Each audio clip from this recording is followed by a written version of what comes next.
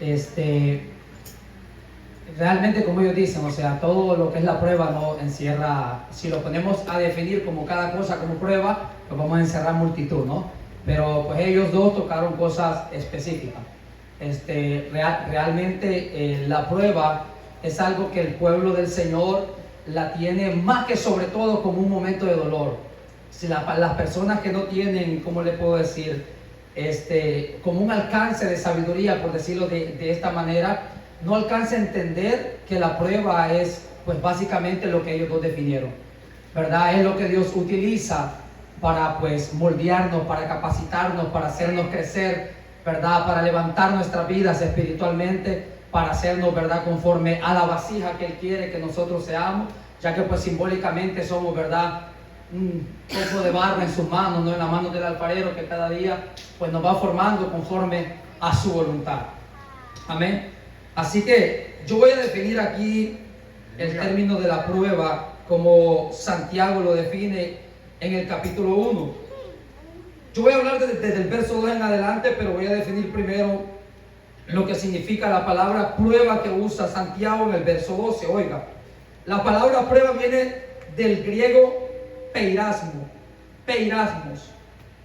que significa poner a prueba. Oiga esto, que esto me llamó mucho la atención. Por experimento del bien, experiencia del mal.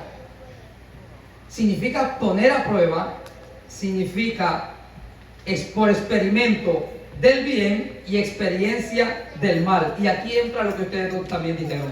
Solicitar, dice, disciplinar, provocación, adversidad, prueba y tentación. Algo que quiero tomar en cuenta es que la misma palabra que Santiago usa en este versículo para tentación, lo usa para prueba. Muchas veces nosotros, las personas, ¿verdad? Cuando entramos al Evangelio, ya no digo nosotros porque nosotros creo que hemos madurado en esa etapa, pero las personas cuando entramos al Evangelio traemos un concepto de que pues la tentación viene de parte de Satanás y simplemente pues Satanás nos tienta y Satanás es quien nos hace caer. Pero realmente la tentación que Satanás nos hace es el motivo de prueba, es el ¿cómo quería definirlo, hombre? Es como el terreno de prueba que Dios utiliza. La tentación de Satanás es el terreno de prueba que Dios utiliza para nuestra vida. Mire, y voy a poner unos ejemplos claros. Vemos nosotros la vida de Job. Cuando hablamos de prueba, Job es nuestro modelo especial, ¿no? ¿Por qué? Por el dolor que pasó, ¿no? Porque perdió su familia, porque perdió todas sus pertenencias y pues por la enfermedad que le llegó y etcétera, etcétera. Ahora bien, si nosotros nos damos cuenta en la vida de Job, hubo una tentación por en medio. Si nosotros analizamos la historia, cómo se narra el capítulo 1, capítulo 2, desde el principio dice que se presentan los hijos de Dios y se presenta Satanás. Y le dice Dios, ¿no has considerado a mi siervo Job? Satanás no se lo ha mencionado, sino que Dios se lo saca a la luz. ¿Y qué fue lo que le dijo? ¿Acaso que de balde sirve Job a Dios? Lo tiene cercadito, con muchos bienes. Le dice, pues, déjame tocarle todo eso lo que tienes y verás cómo blasfema en tu propia presencia, cómo maldice tu nombre en tu propia presencia. Va y le quita todo. ¿A qué Job estaba siendo tentado en ese momento? A maldecir a Dios. O sea, había una tentación para la vida de Job.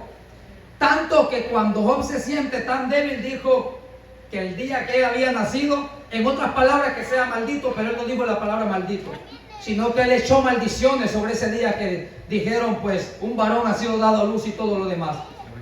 Porque había una tentación por en medio. O sea, y Dios lo estaba probando. Dios sabía que él era íntegro. Dios sabía que él era perfecto, en el sentido de madurez espiritual. Él sabía lo que Job era, pero aún así permite que Satanás vaya y lo toque. La Biblia nos define a Satanás como el tentador. Eso lo vemos en el capítulo 4, que es otro ejemplo claro que dice la Biblia que por el mismo espíritu Jesucristo fue llevado al desierto para ser tentado. ¿Por quién? Por el tentador. ¿Y qué cree usted que era todo esto? Un momento de prueba para Jesucristo. Porque después que sale de ahí, sale manifestando la gloria que le fue depositada, sale manifestando el ministerio, ¿verdad?, por el cual él había sido enviado a desempeñar a esta tierra. Si Jesucristo no hubiese soportado, resistido esa tentación, Jesucristo no hubiese elaborado el ministerio por el cual fue enviado. Tanto que a él se le dice, si eres el Hijo de Dios, convierte esta piedra en pan. O sea, Satanás lo estaba tentando y el Padre lo estaba probando. Porque el Padre le había dicho a él que él iba a ser el pan de vida para la nación. Él iba a ser el pan de vida para la humanidad. Después, cuando él le dice, no solo de pan vivirá el hombre, sino de toda palabra que sale de la boca de Dios, como él lo viene a manifestar luego diciendo, mis palabras son vida y son espíritu. Y en el mismo capítulo revela y dice, yo soy el pan vivo que descendió del cielo. O sea, si él no soporta la tentación y convierte aquella piedra en pan, después él no iba a poder ser el pan vivo para todos nosotros. Después él no podía ser el pan de vida para toda la humanidad. Entonces había un resultado en la prueba que se le estaba haciendo, de que él fuera el pan de vida para todos nosotros. Igual para Job, había un resultado en la prueba, pero había una tentación por en medio. En el Nuevo Testamento realmente yo no encuentro la palabra prueba fuera de una tentación. Siempre hay una tentación por ahí. En el momento de prueba estamos siendo tentados a cualquier circunstancia, a cometer cualquier acto que desagrade al Señor. ¿Sabe cuál es el problema de la iglesia? Que cree que la tentación solo es el ámbito sexual. Que yo eso lo predico a cada rato porque es que como que me gustaría sacarle ese chip a la iglesia. Chip, no sé cómo se dice, algo así. Sacarle ese concepto que tienen ahí ya grabado. Porque las tentaciones no solo se refieren al ámbito sexual, son parte de. Porque a Job no se le estaba tentando a que caer en adulterio. A Job se le estaba tentando a que maldijera a Dios. Tanto que la segunda vez que sube al cielo le dice de nuevo el Señor, no has considerado a mi siervo Job de nuevo. Cuando se presenta, delante del Señor Satanás, no sé si en el cielo o dónde, ya que él es omnipresente, está en todas partes. Le dice, no has considerado a mi siervo Job. Le dice, piel por piel, ¿qué no dará el hombre por su vida? Ya verás cómo te maldice en tu presencia. Entonces, cuando le pone la sarna que Job tenía, aparece una mujer diciéndole, maldice a tu Dios y muérete. Y esa era la mujer de él. Y cómo esta mujer le dice, maldice a tu Dios y muérete, si la tentación que a él se le estaba dando en ese momento era que maldijera a Dios. ¿Usted cree que esa mujer estaba siendo usada por Satanás o cree que era así por así la situación? Las palabras de esa mujer venían inspiradas por el mismo diablo. Porque esa conversación se había tenido versículos antes de Dios con Satanás. Le dice, yo voy a hacer que te maldiga en tu presencia, tocándole su vida. Pero Job, ¿qué le respondió? Nadie sabe qué le respondió Job. Como mujer insensata has hablado. Imagínese usted. Como una mujer insensata has hablado. ¿Qué hizo Job en este momento de la prueba? Soportar la tentación. No caer en la tentación del enemigo. O sea, vemos en la prueba una tentación. Y muchas veces nosotros en la prueba no discernimos la tentación que viene de parte de Satanás. Y fácilmente nos damos a flaquear y le fallamos a Dios. Y era la prueba que Dios estaba usando para moldear tu vida y para moldear la mía. Era la prueba que Dios estaba usando para capacitar mi vida y para capacitar tu vida. Pero como no vimos venir la tentación y saber que realmente la prueba era la tentación que nos iba a llegar en el momento difícil, en el momento de adversidad que teníamos, entonces nosotros ¿qué hicimos? Flaqueamos. ¿Y qué dijimos? Dios sabe que estoy en prueba. No, Dios te estaba probando en ese momento. Dios estaba viendo tu integridad, tu fidelidad en ese momento. O sea, Dios estaba viendo qué tú ibas a hacer. Dios estaba viendo de qué manera tú y yo íbamos a actuar en ese momento de adversidad. Si íbamos a soportar la tentación, como dice el verso, o íbamos a flaquear, dando a denotar de que realmente no tenemos la capacidad para soportar la tentación y pasarle la prueba a Dios. Ahora bien, si nos damos cuenta, el mismo versículo dice que el que haya resistido la prueba, cuando la haya resistido, se le dará la corona ¿de qué? De la vida. Entonces, el resultado de la prueba, recuerden que es el tema, tiene un fin. La prueba tiene un fin y el resultado es, o sea, ese fin es obtener la corona de vida. Otros versos dicen obtener la vida eterna, porque es lo mismo. Ahora bien, por eso hay una tentación por en medio. ¿Por qué motivo? Porque usted no puede ser puesto a prueba, usted no puede ser experimento, como dice aquí la definición, experimento del bien y experiencia del mal. Mire bien, en el Antiguo Testamento, en Génesis capítulo 3, vemos dos personas en el huerto. La palabra huerto significa jardín cercado y en su raíz primitiva significa cerco, amparo, protegido. O sea, gente que estaba como Job, protegida también. Pero Dios permite que entre el tentador a través de una serpiente. ¿Y qué hace esta serpiente? Va y tienta ¿a quién? A Eva. Había un mandato, no comas de ese árbol. Y Eva, ¿qué fue? Flaqueó y comió de ese árbol. Dios lo estaba probando al hombre y a la mujer si eran dignos de estar en ese huerto y tener una vida eterna, viviendo ahí bajo la tierra bendita que Dios le había dado en ese huerto, protegido de todo lo demás, o no eran dignos de estar en ese lugar. Aleluya.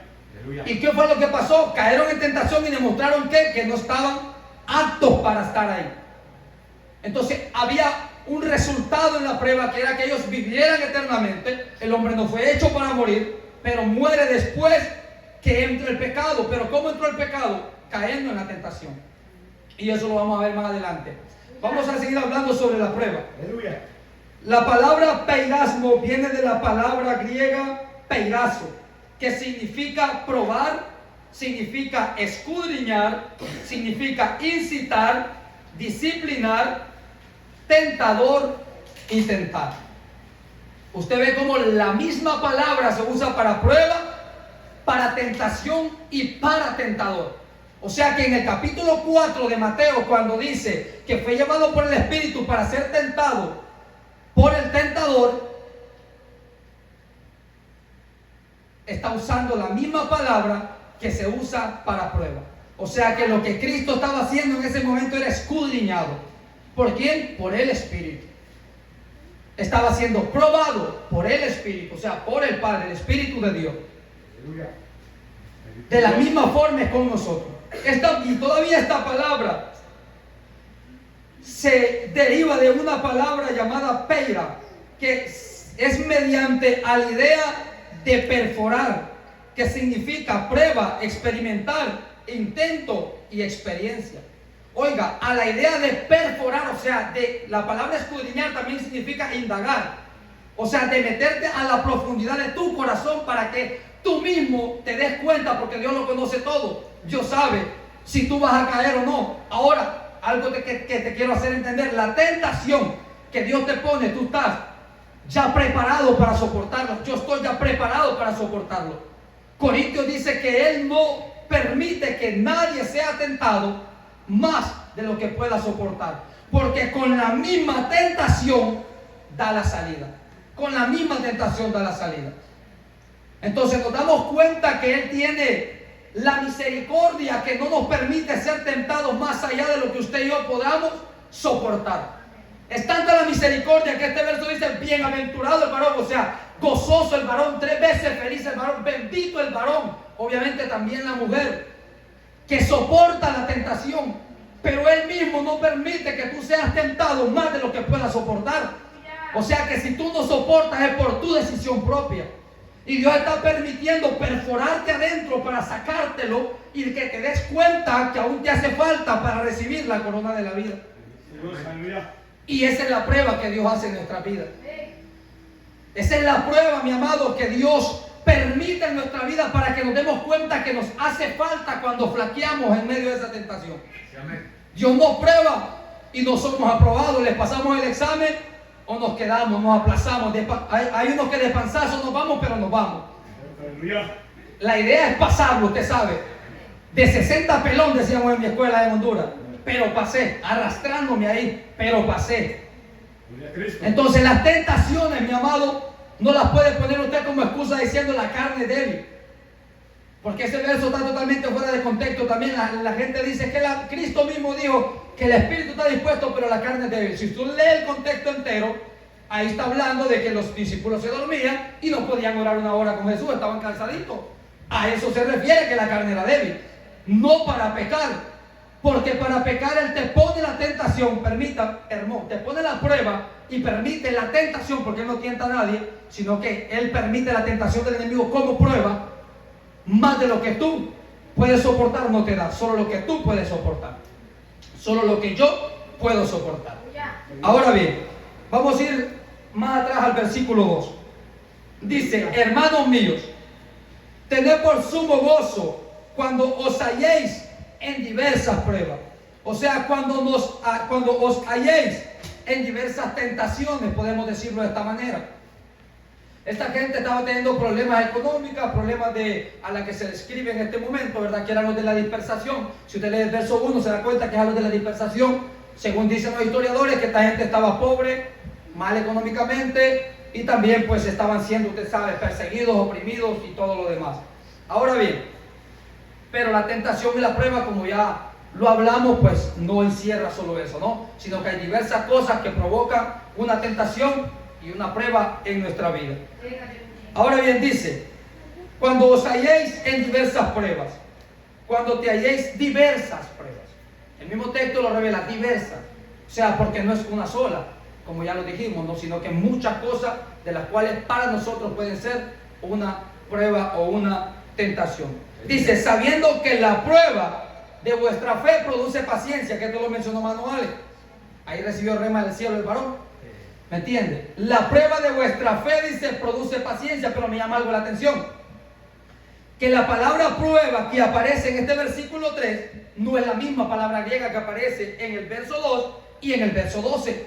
Es una palabra muy diferente, que es la palabra griega dokimión, que significa prueba, confiabilidad, digno de confianza.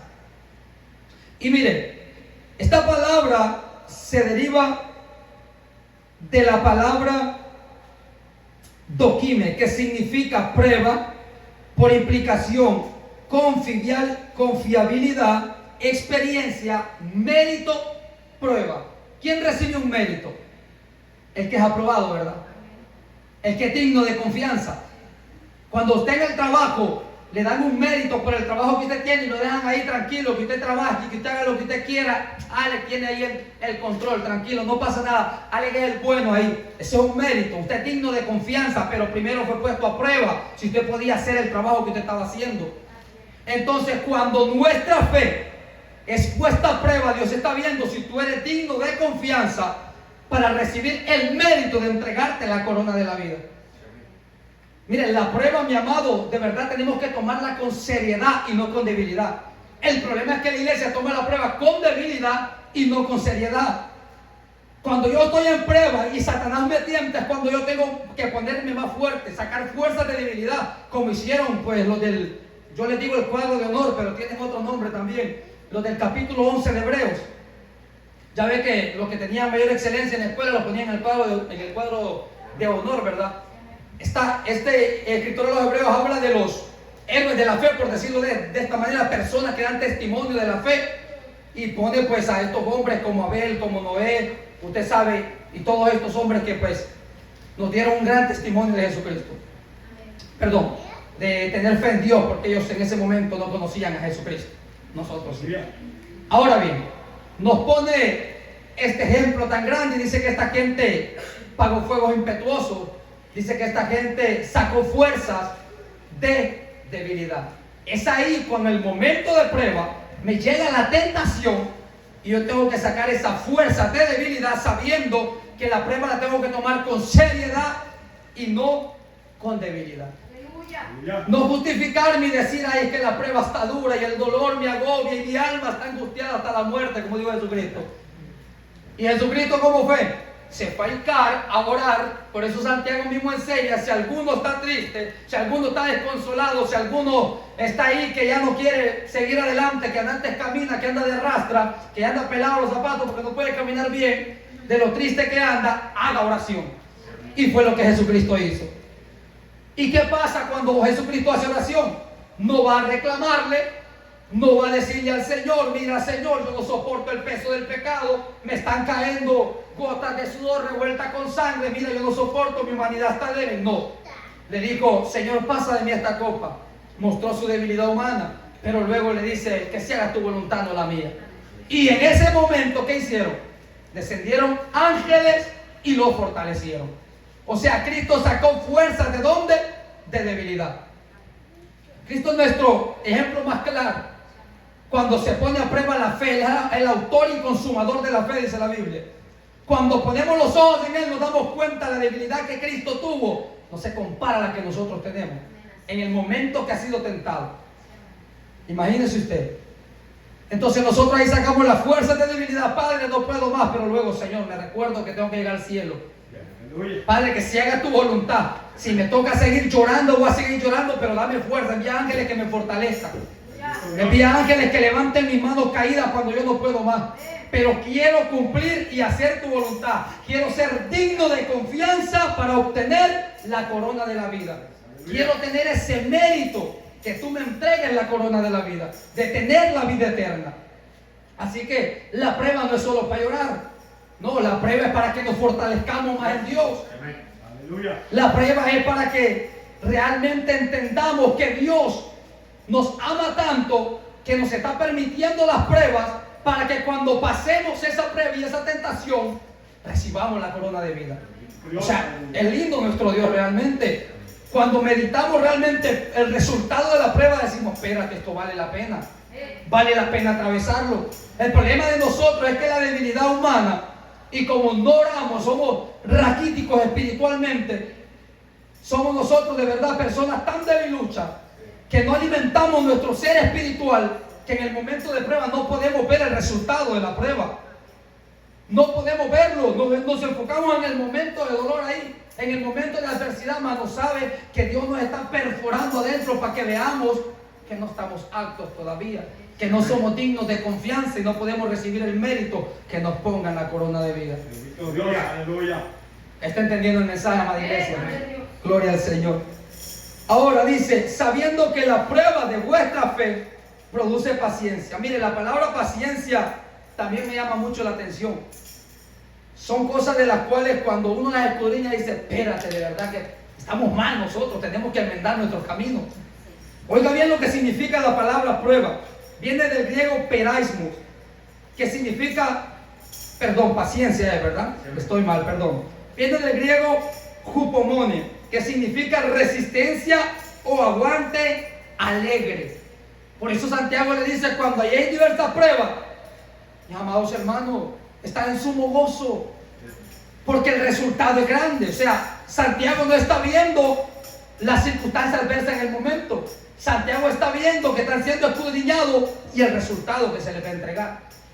Por eso le dice que se encuentren en sumo gozo cuando se hallen en diversas pruebas. Y la palabra paciencia significa resistencia o aguante alegre o esperanzado, constancia, paciencia, perseverancia, perseverar. Ahora, esta palabra se define o se deriva de una palabra griega llamada hupomeno, que significa quedarse bajo, es decir, permanecer.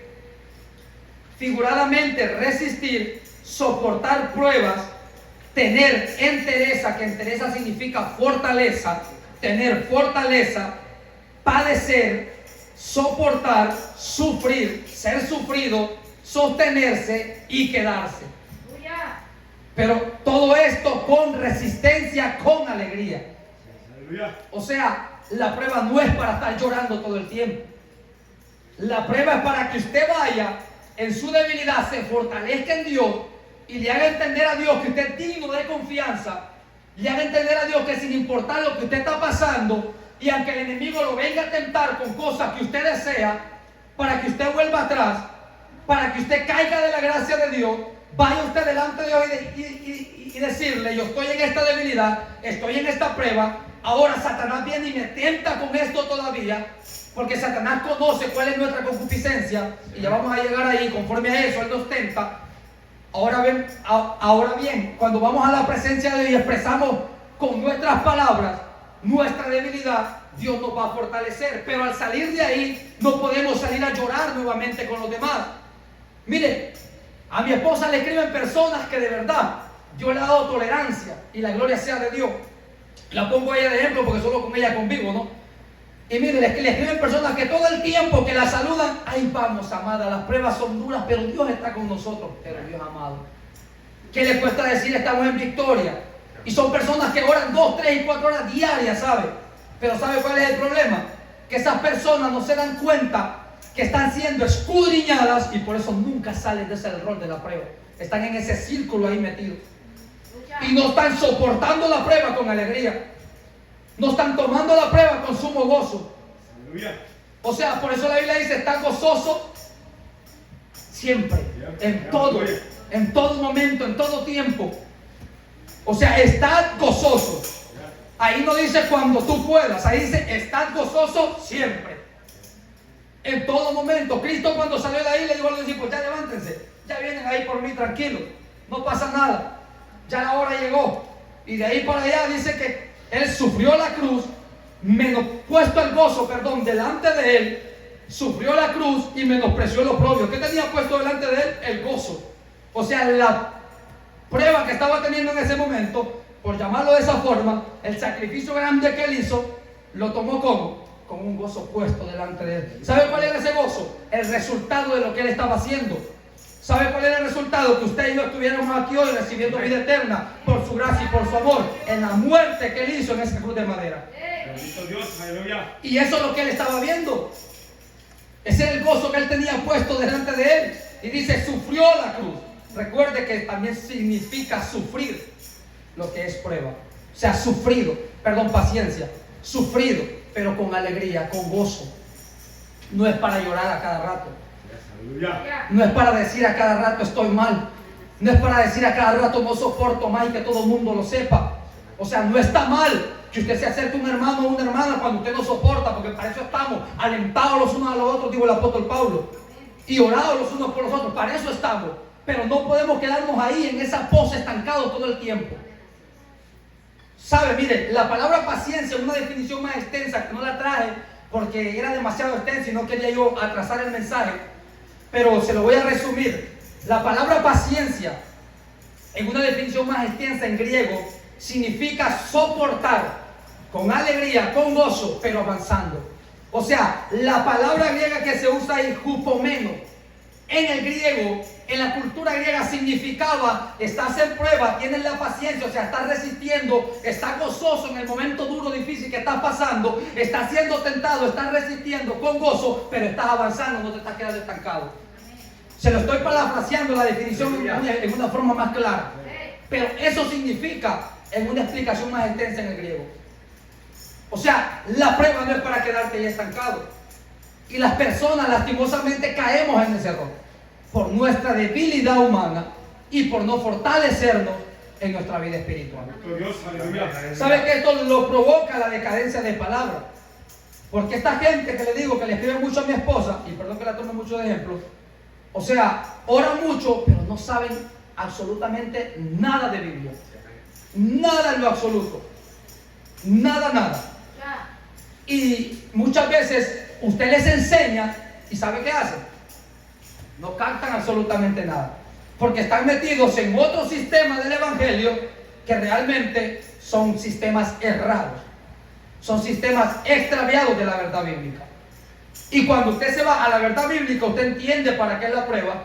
Usted entiende por qué viene la tentación, porque hay un resultado grande que me espera cuando yo soporta la tentación, cuando yo resista la prueba y salga en victoria con la ayuda del Señor. Ahora bien, significa resistir, significa fortaleza, lo que es paciencia, ¿verdad? Para que se le quede grabado. Sufrido, sufrir, resistir, mantenerse, perseverancia, resistir con alegría. Pero no quedándose estancado, sino como quien avanza día a día. Amén, gloria al Señor. Ahora bien dice, mas tenga la paciencia su obra completa, para que seáis perfectos y cabales, sin que os falte cosa alguna. Le voy a leer una versión más actual. Esta versión es el lenguaje actual. Dice, versos 3 y 4. Y cuando su confianza en Dios sea puesta a prueba, ustedes aprendan a soportar con más fuerza las dificultades. Ahí, mire, en un lenguaje más actual nos damos cuenta que la definición griega que yo le acabo de dar es verdadera. En el lenguaje actual le dice, cuando sea puesta vuestra confianza a prueba en Dios, entonces ustedes soporten con más fuerza. Ustedes ahí manténgase con más fuerza en las dificultades. Entonces la definición que yo le acabo de dar es una definición muy acertada, definiendo las palabras griegas. Ahora dice el verso 4, por lo tanto, deben resistir la prueba hasta el final, para que sean mejores y puedan obedecer lo que se les ordene. En la Reina Valera dice, mantenga la paciencia su obra completa para que sean perfectos y cabales, sin que os falte cosa alguna. O sea, no es de resistir un día, no es de resistir 2 días, no es de resistir una prueba, no es de resistir 2 pruebas, 2 tentaciones en este camino, sino hasta el final. Hasta el final. Aquí no es que yo acabo de pasar una prueba dura y que no sé qué y que esto que lo otro, pero viene otra prueba, es que aquella prueba me tenía débil y esta no la pude soportar. Sino que dice, más tenga la paciencia su obra completa. Recuerde que es la paciencia, es la resistencia, es la perseverancia, es el sufrir con alegría los procesos de Dios, las pruebas, las tentaciones. Ahora bien, vamos a avanzar rápidamente porque la hora nos avanza. Y si alguno de vosotros tiene falta de sabiduría, pídala a Dios, el cual da a todos abundantemente y sin reproche, y le será dada. Aquí usamos este verso muchas veces fuera de contexto, ¿no? Y todo lo demás. Yo entiendo y creo fielmente que Dios da sabiduría para todos. Pero en este contexto te está hablando, cuando te habla de sabiduría, te está hablando de realmente discernir el motivo de prueba. O sea, te está hablando de discernir, de poner en juicio por qué tú debes soportar esa prueba, tolerar ese sufrimiento, negarte a la tentación, decirle no al tentador. Hay personas que no entienden qué es lo que pasa dentro de este caminar y le hacen muchas cuestiones a Dios cuando están en el momento de prueba. Y le dicen a Dios, ¿por qué yo tengo que soportar esto? ¿Por qué yo tengo que aguantar lo otro? ¿Por qué yo tengo que decirle que no a lo que me gusta? ¿Por qué me tengo que negar a mí mismo diciéndole no a la tentación de cosas que yo deseo, de cosas que a mí me gustan, a mi humanidad le encantan? ¿Por qué? Entonces, el apóstol Santiago nos da un consejo grande y un consejo maravilloso. Dice, pídale a Dios el discernimiento, en otras palabras, una palabra más clara, para que usted entienda la prueba que está pasando, para que usted entienda el por qué debe resistir con alegría hasta el final. ¿Por qué debe decirle no al tentador? Porque Dios se lo va a dar, ese discernimiento en abundancia y sin reproche. Lo va a hacer entender claramente el porqué de las cosas. Ahora bien, la sabiduría o el discernimiento que viene de parte de Dios, porque la sabiduría es la capacidad de discernir, entender, y bueno, tiene muchas cosas más. Pero en este contexto lo vamos a aplicar simplemente en esas 2 definiciones, discernir y entender. Sí, sabiduría. La sabiduría que viene de parte de Dios le permite ver la perspectiva de la vida, los obstáculos de la vida de la perspectiva de Dios. Pero obviamente la sabiduría terrenal o humana te hace ver las dificultades de la vida conforme a la humanidad. ¿Usted me está entendiendo? Por ejemplo, si usted dice sabiduría, dice que esta prueba yo no sé por qué la estoy pasando, esta prueba de verdad, yo no la merezco. De verdad, como cuando yo tuve, recuerden el testimonio que les di cuando murió mi hijo en un accidente y todo lo demás. Yo rápidamente me fui a decirle a Dios, o sea, como que tú eres un Dios de amor y misericordia, así, mira lo que estás haciendo, mira lo que estás permitiendo, y cuánto yo te oré para que a ellos no les pasara nada en el camino. ¿Usted me entiende? Entonces yo fui insensatamente. Ahora cuando Dios me responde y me dice porque es un Dios de amor y porque es un Dios de misericordia, entonces yo pude discernir y entender. Y de ahí para acá yo nunca le cuestioné a Dios absolutamente cómo que era un Dios de amor y cómo que era un Dios de misericordia, porque Él me hizo entender el porqué, el motivo de las cosas. Y hasta el sol de hoy sigo entendiendo aún más todavía. O sea, Dios le va a hacer entender el por qué debemos soportar las situaciones adversas y por qué tenemos que negarnos a la tentación. Porque recuerde que la tentación es la prueba. La tentación es el terreno de prueba. O sea, obviamente yo en el momento caí redondito en ir a tirarle a Dios todo, así como que fuera un humano, como yo, el irrespetuoso ese en ese momento. Claro, era un irrespetuoso, me fui a hablarle a Dios como que era una persona normal, no sabía que era el creador de todas las cosas, pero cuando Él me hace entender que su sabiduría es infinita y que Él es soberano y su plena voluntad es buena, agradable y perfecta, le dije, espérate, bájate muchacho, tírate al suelo, humíllate delante de Dios, porque Él hace las cosas perfectas. Ahora bien, sigue diciendo, pero pida con fe, no dudando nada, porque el que duda es semejante a la onda del mar que es arrastrada por el viento y echada de una parte a otra. Eso ya todos hemos visto las olas del mar, ¿verdad? No hay por qué explicarlo. No piense pues quien tal haga que recibirá cosa alguna del Señor. El hombre de doble ánimo es inconstante en todos sus caminos. Una definición o una explicación clara de estos 3 versos. Usted va a orar y le pide al Señor la sabiduría, que quiere entender y quiere soportar la prueba y que quiere pasarle la prueba y que quiere servirle. Pero cuando sale de orar, lo que le decían anteriormente, sigue llorando, sigue preguntando por qué, sigue quejándose con todo el mundo y no permite que Dios haga la obra en su vida. Así de simple. De rodillas le dice a Dios, quiero hacer tu voluntad. De rodillas le dice a Dios, Padre, yo quiero que tú me hagas entender el porqué de las cosas y quiero servirte y seguir adelante haciendo tu voluntad. Pero cuando se levanta de ahí, un hombre, una persona, una mujer inconstante, de doble ánimo. A Dios le fue a decir a él que quería hacer su voluntad, pero cuando sale de ahí le demostró otra cosa. De doble ánimo. Y esta persona de doble ánimo es inconstante en todos sus caminos. No solo en el Evangelio, sino en su vida natural también, en su vida secular. Es inconstante totalmente, no puede tomar decisiones por su propia cuenta. Siempre necesita un apoyo de otra persona. Siempre necesita una opinión de otra persona para poder tomar una decisión. Esta es una persona inconstante de doble ánimo. Porque la persona de doble ánimo tiene baja autoestima, ¿sabe? Tiene baja autoestima. Porque pues, el problema es que esta persona se cree insuficiente para todo, no se aferra a la promesa de Dios. O sea, si Dios le está diciendo, yo te voy a la sabiduría, si vemos que Dios fortalece cuando nosotros estamos en un momento difícil, entonces, por eso dice el apóstol Santiago, o Santiago, porque creo que este no era el apóstol, sino el hermano de Jesús. Por eso dice Santiago, que pidamos con fe, no dudando. Que dice Hebreos 11:6, que sin fe es imposible agradar a Dios. Entonces, como usted, por eso dice, si alguno pide así, no crea que va a recibir algo del Señor, porque no le está agradando, le está desagradando. Y eso es la Biblia. Cuando usted y yo hacemos eso, estamos desagradando a Dios totalmente. ¿Por qué? Porque estamos demostrando que nuestra fe es totalmente vana, solo es del dientes para afuera y no está arraigada dentro de nuestro corazón. Es ahí donde la prueba nos está perforando y nos está viendo ver allá adentro, nos está escudriñando lo profundo y nos estamos dando cuenta que no estamos aptos para recibir la corona de la vida.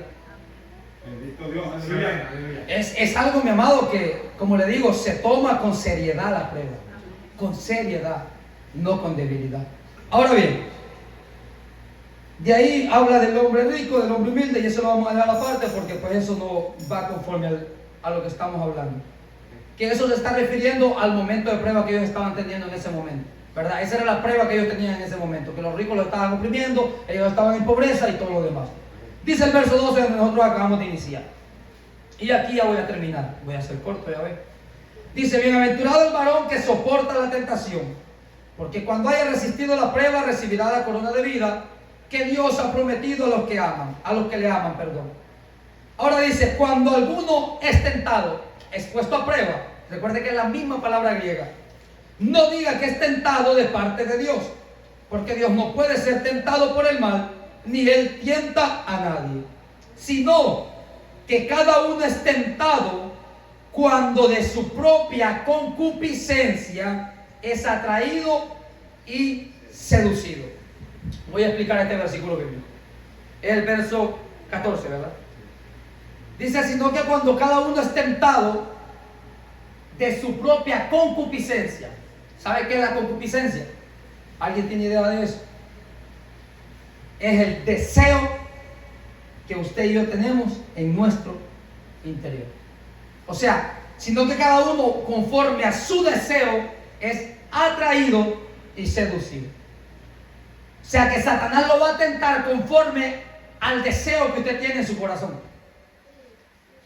Cuando la tentación le llega, usted se cuenta, esto está dentro de mí. Es la Biblia. Cuando la tentación le llega, usted diga, esto está aquí adentro y tengo que sacarlo para afuera. Si a usted todavía lo tienta el diablo con mujeres, dése cuenta que eso está ahí y tiene que pisotearlo y tiene que morir a eso.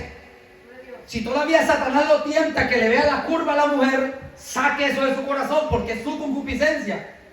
Sea sincero con Dios. Sí, amén. Es simple, Dios lo conoce todo, Dios lo escudriña. Y para que tú te des cuenta que lo tienes adentro, es que Dios está permitiendo eso. Porque es que Dios ya conoce el interior de nuestro corazón. Aleluya. A Dios no se le escapa nada. Sí, amén. Ahora bien, como dije al principio, la tentación no solo viene a lo sexual, sino también a todas las cosas seculares que nos pueden llegar a tentar. El dinero es una de ellas. El dinero es una de ellas. Las cosas lujosas, la vanidad, son otra clase de deseos que tenemos en nuestro corazón. Un problema grave que la iglesia tiene, y esto voy a hablar de la iglesia en general, es que la iglesia trae anhelos y sueños seculares en su humanidad, de los cuales debe matar porque eso le afecta dentro de la iglesia. ¿Sabe por qué? Porque dice la Biblia que el que es del Espíritu piensa en las cosas del Espíritu, pero el que es de la carne en las cosas de la carne. Si usted trae un anhelo secular en su corazón, déjeselo a Dios en su voluntad, porque hay cosas que deseamos que no son malas. El problema es que no nos convienen en el momento. ¿Usted me está entendiendo? Y el enemigo lo va a tentar conforme ese deseo que usted trae. Y usted va a decir, wow, Dios me está complaciendo el deseo de mi corazón. Y se agarran, deleítate a sí mismo en Jehová y Él concederá los deseos de tu corazón. Pero ahorita le va a derribar eso para la gloria del Señor. El verso es claro, dice, deleítate a sí mismo en Jehová. Le voy a poner un ejemplo mismo con la Biblia. Cuando el proverbista escribe y dice, deleítate en la mujer de tu juventud, ¿qué está diciendo? ¿Qué está diciendo? Que se deleite en lo que esa mujer es. Que se deleite en lo que esa mujer tiene. Que se deleite en lo que esa mujer quiere, en lo que esa mujer pide. En todo lo que es ella.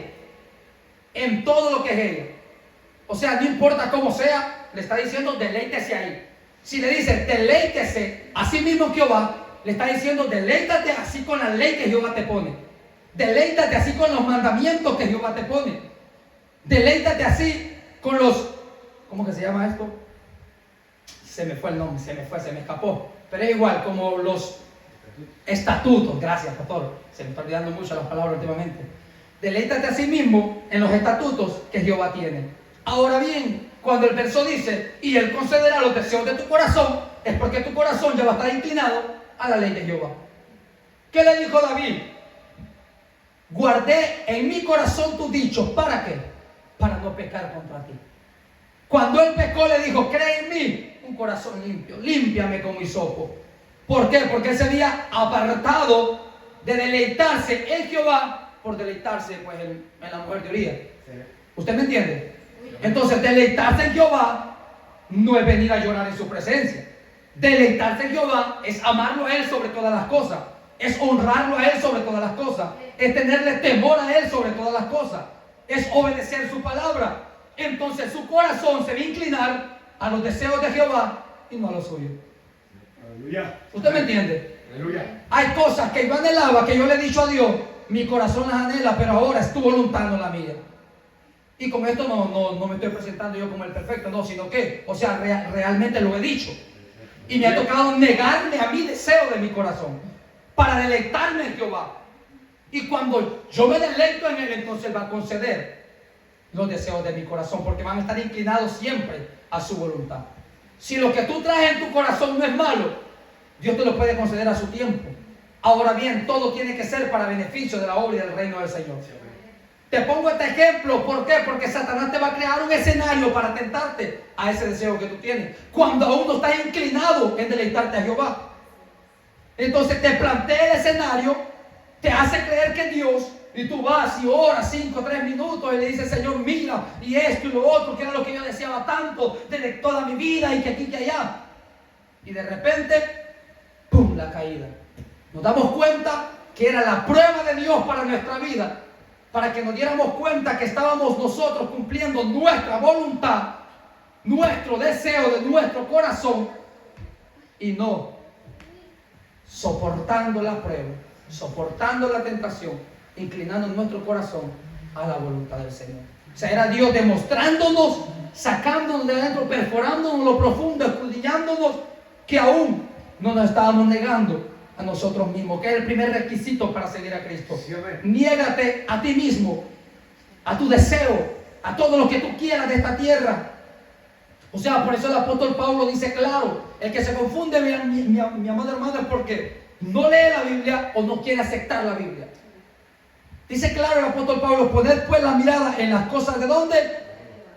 Que no perecen. No las pongan en las cosas de esta tierra, porque estas perecen.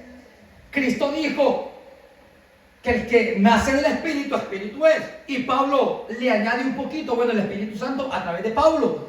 Y dice: el que es del Espíritu piensa en las cosas del Espíritu. Es muy lindo, ¿no? Amén. O sea que el deseo terrenal y carnal que tenemos ahí adentro, Satanás lo va a usar para tentarnos. Sí, amén. Aleluya. Y dice, sino que conforme a su concupiscencia es atraído. ¿Sabe qué significa la palabra atraído? Arrastrado. Y seducido, que significa engañar.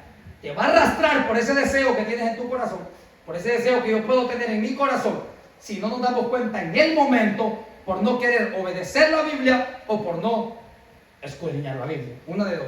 Gente que lo hace por ignorancia y gente que lo hace aún sabiendo, nomás por deleitarse en el deseo de su corazón. Pero hay una consecuencia dura de esto.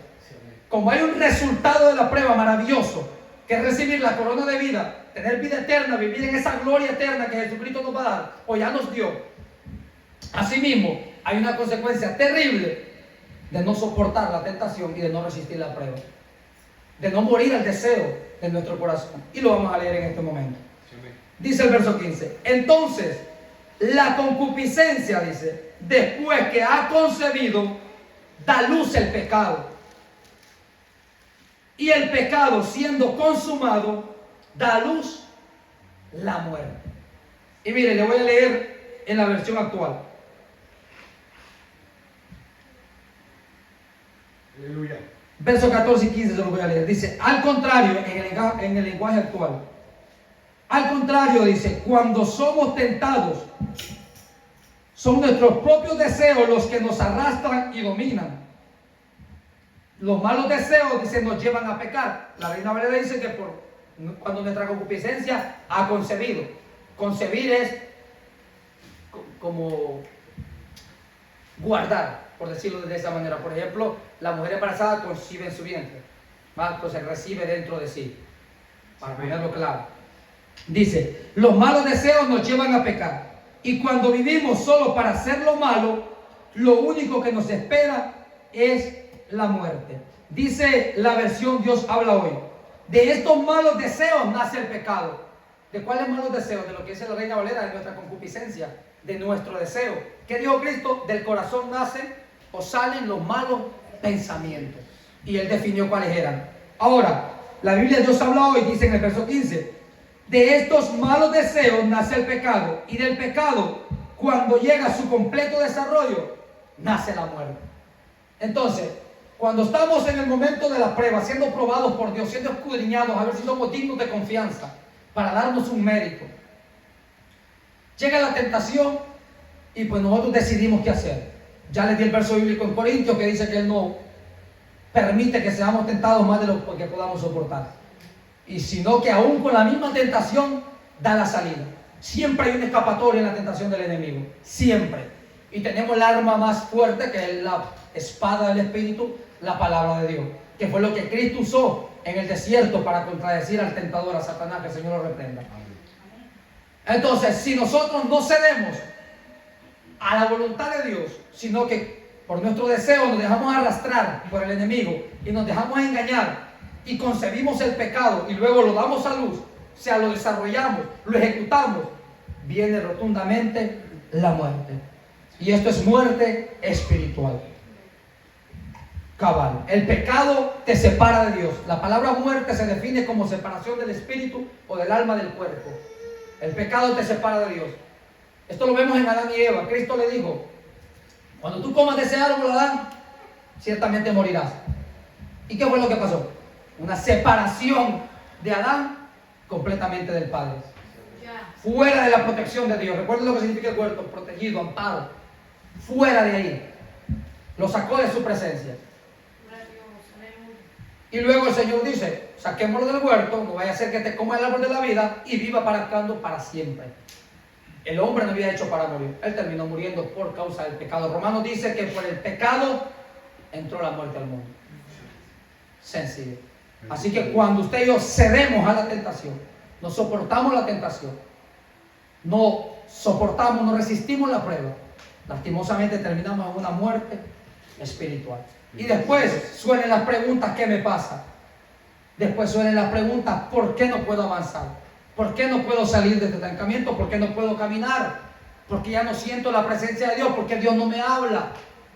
Porque antes yo sentía la cobertura de Dios en mi vida, me sentía protegido. Hoy me siento desamparado, desolado, olvidado, porque llegó la muerte espiritual. Hubo una separación del espíritu y la vida de la persona que no soportó la tentación. Dios, aleluya. ¿Usted está entendiendo el mensaje? Sí, amén.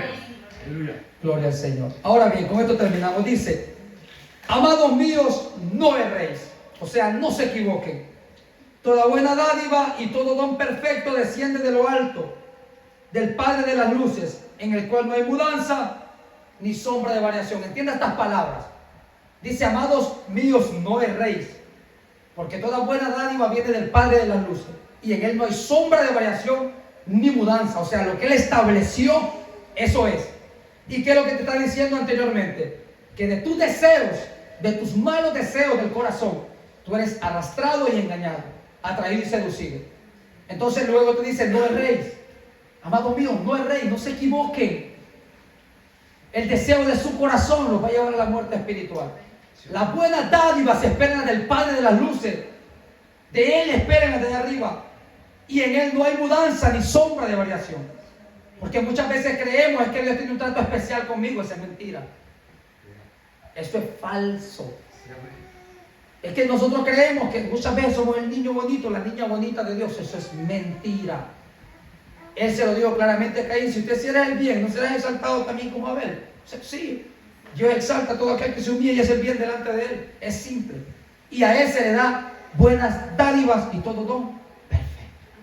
A ese Dios bendice, a ese Dios exalta, a ese Dios ampara, a ese Dios protege, a ese Dios respalda. Al que soporta la tentación y resiste la prueba. Bendito Dios, aleluya. Así que desde hoy en adelante vamos a soportar la tentación. Sí, amén. Y vamos a resistir la prueba. Aleluya. Desde hoy en adelante vamos a continuar con una visión distinta de lo que es la prueba y para qué sirve. Acuérdense de las palabras que dijeron ellos dos, que me gustó de verdad.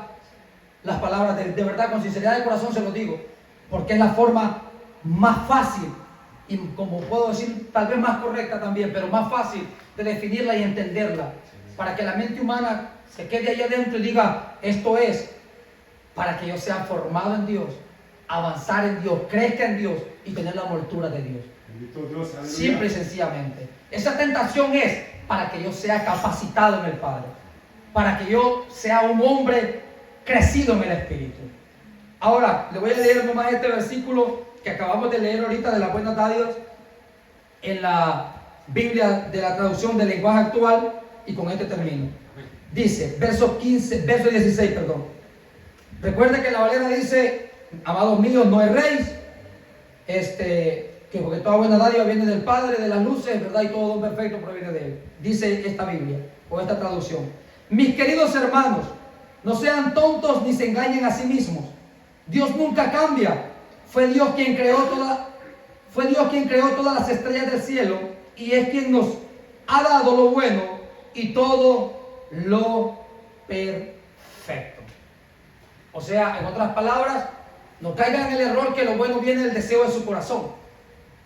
Por favor, no se engañen en eso. No usa la palabra tonto, yo no la voy a usar, porque yo no me quiero referir hacia ustedes. Yo solo leí lo que decía el verso. Usted la puede buscar, Biblia, lenguaje actual, capítulo 1, verso 17 de Santiago, para que no piensen que yo estoy hablando mal, ¿verdad? No, es esa traducción que lo decía así. Entonces, dice él claramente: no se equivoquen, no es del deseo de su corazón que viene lo bueno. es de aquel que lo hizo todo perfecto y lo hizo todo bueno. Así que no esperen lo bueno de acá adentro, sino de arriba del reino de los cielos. Dios me les bendiga, amada iglesia. Póngase de pie y dejo el tiempo con nuestro amado pastor. Dios, Gloria al aleluya. Señor. Dale palmas al Señor, mi amado. Dale palmas al Señor.